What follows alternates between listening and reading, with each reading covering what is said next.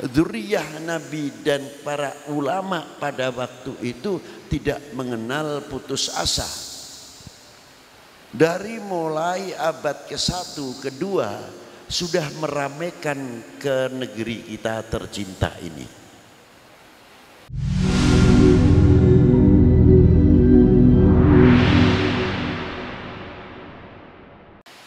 Saya cerita Pulau Jawa dahulu sebelum Sumatera, Kalimantan, Sulawesi.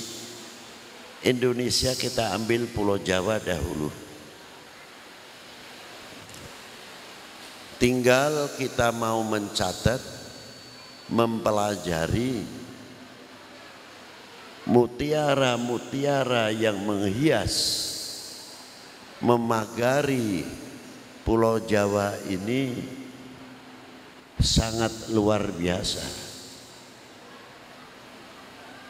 Di antaranya dari mulai Banten, Merak, sudah ada di atas tebing itu Maqamatil Aulia. Di Bantennya Maulana Hasanuddin. Di Cikaduen tidak jauh Maulana Mansur. Tidak jauh di Pekalongan, di situ ada makom Maulana Yusuf, cucu Maulana Syarif Hidayatullah, terkenal Kanjeng Sunan Gunung Jati, meninggal pada tahun 1568 atau bertepatan 990 Hijriah. Putranya namanya Maulana Hasanuddin. Beliau wafat pada tahun 1570 Masehi atau 992 Hijriah. Diteruskan oleh generasinya Sayyidi Syekh Muhammad Yusuf. Setelah wafat ayahandanya memimpin 10 tahun. Maulana Yusuf meninggal pada tahun 1580,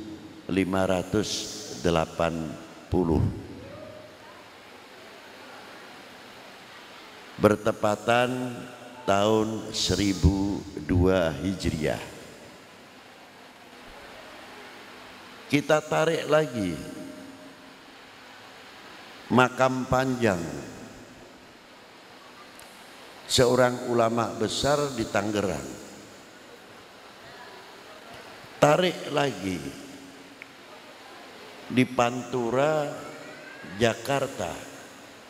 Di situ yang paling tertua dimakamkan di Kampung Bandan, As-Sayyid Muhammad bin Umar Al-Qudsi, meninggal pada tahun 1117. Dilanjutkan oleh generasinya Al-Imam Ali bin Abdurrahman Ba'alawi, meninggal pada tahun 1121. Tidak jauh dari makam tersebut yang terkenal sekali dengan panggilan keramat luar batang, yang Tumbang, digantikan Ibn Abbas atau pemerintahan Abbasiyah wassalam. Padahal di zaman Abbasiyah terkenal dengan 1001 malamnya. Selesai. Ini contoh. Tapi dzurriyyah Nabi dan para ulama pada waktu itu tidak mengenal putus asa. Dari mulai abad ke-1, ke-2 sudah meramaikan ke negeri kita tercinta ini. Kalau kita mampu kapan-kapan bisa ziarah ke Barus di daerah Taman di situ ada makom di atas tebing namanya Syekh Mahmud, cucu Mu'ad bin Jabal, meninggal pada tahun 68 Hijriah, jadi abad pertama. Dan beberapa makam-makam yang lain sekarang alhamdulillah telah terpelihara lebih baik. Belum di Pasai, belum di Aceh, belum di Palembang dan lain sebagainya di Indonesia ini diteruskan oleh anak cucu Sayyidina Hasan wal Husain. Dari Imam Husain melahirkan Imam Ali Zainal Abidin, Imam Ali Zainal Abidin melahirkan Al-Imam Muhammadil Baqir, Al-Imam Muhammadil Baqir melahirkan Al-Imam Ja'farus Shadiq, guru Imam Malik, guru Imam Syafi'i, juga gurunya Al-Imam Ahmad bin Hambal. Ja'farus Shadiq bin Muhammadil Baqir. Ja'farus Shadiq itu ibunya Sayyidah Farwah bintil Qasim bin Muhammad bin Abi Bakrin Siddiq. Jadi Sayyidina Imam Ja'far Shadiq bin Muhammadil Baqir, cucunya baginda Nabi, ya cucunya Sayyidah Fatimah, ya cucunya Sayyidina Ali, ya cucunya Sayyidina Abu Bakrin Siddiq. Ini sejarah.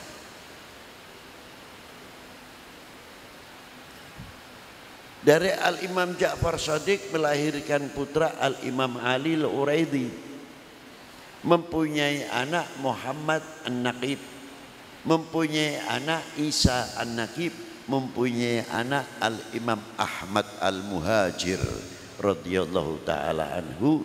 Disebabkan Al-Muhajir pada waktu itu munculnya fitnah luar biasa setelah jatuhnya Baghdad oleh suku Zanji atau Hulagu.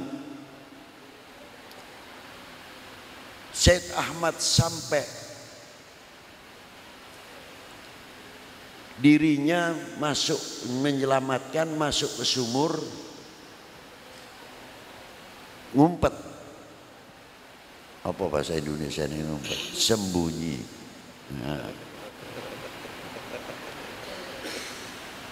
Terus beliau perjalanannya ke Syam sampai lanjutannya sampai ke Madinah, maka disebut Al-Muhajir. Begitu masuk ke Hadramiyah, tinggal di Tarim. Pada waktu itu di Hadramut madhabnya masih Ibadiyah. Masih madhabnya apa? Ibadiyah, pecahan Khawarij. Sejarah, tolong dengarkan baik-baik.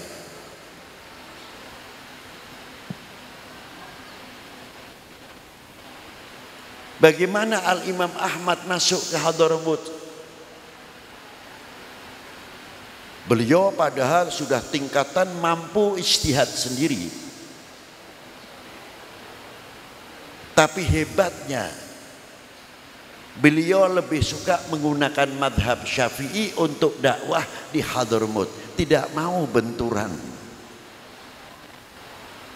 dengan Ibadiyah. Bagaimana supaya jalan bersama? Sehingga madhab Syafi'i berkembang luar biasa. Karena apa? Tidak terjadi benturan, karena mahkotanya di dalam untuk berdakwah akhlakul karimah, senjatanya yang paling ampuh. Mulutnya berakhlakul karimah, matanya berakhlakul karimah, telinganya mempunyai akhlakul karimah, hatinya tergores terukir dengan ukiran akhlakul karimah. Itulah yang menyebabkan dakwatul Islam di Indonesia zaman itu berhasil. Itulah Al-Imam Ahmad Al-Muhajir, keturunannya Al-Imam Ubaidillah. Al-Imam Ubaidillah mempunyai anak Al-Imam Alwi, mempunyai anak Al-Imam Muhammad. Muhammad mempunyai anak Alwi. Alwi mempunyai anak Al-Imam Ali Khalid Qasam. Imam Ali Khalid Qasam mempunyai anak Al-Imam Muhammad Sahib Marbat. Syed Muhammad Sahib Marbat mempunyai anak 4, Abdullah, Ahmad, Ali, Alwi. Ali ayah Sayyidina Faqihil Muqaddam yang menurunkan bin Syah Abu Bakar, Al-Attas, Al-Assagab, Al-Musawwa, Al-Idrus dan lain sebagainya, Al-Jufri, Al-Kaf bin Yahya, Ba'bud, Basyaiban, semua dari Faqihil Muqaddam Muhammad bin Ali dan lainnya. Sedangkan Al-Imam Alwi Amal Faqih, kakaknya, mempunyai anak Al-Imam Amir Abdul Malik. Beliau inilah yang ke India, menikah dengan putri Nasr Abad, Wakilah Hyderabad, mempunyai anak Abdullah Udmat Khan, gelarnya Udmat Khan. Mempunyai anak luar biasa Imam Ahmad Shah Jalal. Beliau inilah yang pertama kali masuk ke daerah Vietnam, Kampuchea, Champa atau Cham. Pada waktu beliau masuk ke daerah tersebut masih ramai bertikai. Antar kedua kerajaan agamanya sama, kerajaan berbeda, baku hantam setiap tahun makan kurban. Terus datanglah Al-Imam Ahmad Shah Jalal. Begitu datang karena akhlaknya yang luar biasa, dua kerajaan yang selalu bertikai satu agama menunjuk Al-Imam Ahmad sebagai perekat. Akhirnya dua kerajaan menyerahkan kepada Al-Imam Ahmad Shah Jalal, terserah mau dipimpin silahkan. Dari akhlaknya, keturunan Al-Imam Ahmad Shah Jalal, Al-Imam Jamaluddin Husain. Dari turunan Al-Imam Jamaluddin Husain ini bertebar, karena Imam Jamaluddin Husain ketika setelah belajar menempuh ilmu yang luar biasa, pertemuan di Pasai dengan ulama-ulama yang disebut Al-Maghribi masuk ke Indonesia sekitar 2 kapal berjumlah 90 orang yang diteruskan oleh Al-Imam Ibrahim Asmorokondi, Malik Ibrahim, yang datang ulama bersama beliau lebih dari 300 ulama. Jadi jangan heran kalau Al-Maghribi kuburannya banyak, karena yang datang bukan 100 orang, sampai 300-400 ulama Al-Maghribi, dikenal dari barat, artinya timur tengah. Itu hebatnya. Beb, kok di sana ada Maulana Maghribi? Ya iya, yang di sana ya Maulana Maghribi. Apa di situ petilasan itu tongkatnya? Mungkin ada yang pendapat jubahnya. Masa ulama mengajarkan ziarah kepada tongkat? Ya tidak mungkin. Disinilah para beliau tumbuh luar biasa, ulama-ulama di daerah Sumatera sampai daerah Kalimantan sampai daerah Sulawesi dan lainnya, di Fak-Fak di Papua. Hebatnya pada waktu itu kalau kita katakan masih asing, artinya WNI, AWNA, warga negara asing, masih lahiran Kamboja, Champa. Tapi hebatnya para beliau begitu masuk ke wilayah langsung bisa nasionalisasi pribadinya, langsung melebur jadi pribumi. Tanggung jawab daerah wilayah yang ditempatinya dihantam oleh Portugis. Pertempuran per pertempuran para ulama pada waktu itu untuk membela Pasai, Aceh sampai ke Malaka, luar biasa. Para beliau ikut andil besar,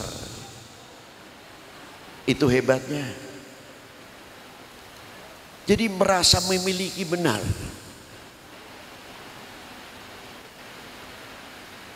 Tapi pertanyaannya, mengapa Malaka bisa tumbang?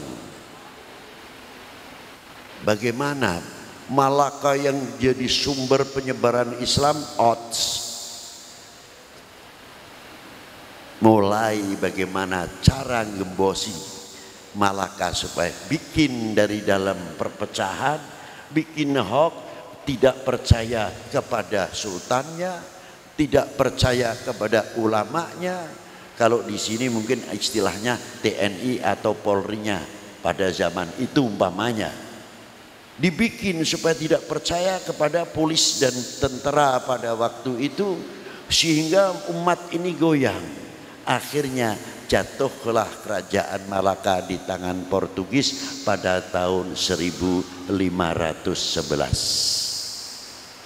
Sejarah.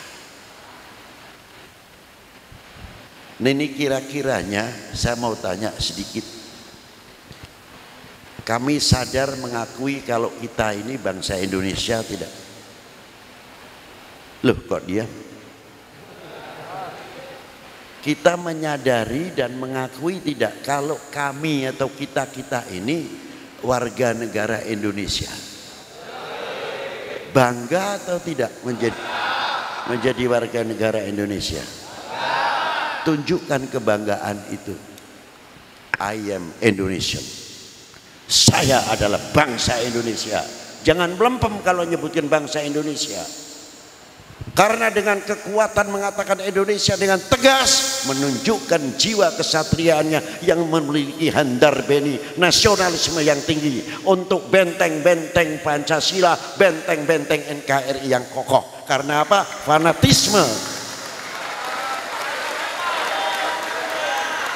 Tapi kalau sudah melempem jangan diharap. Kuncinya di situ.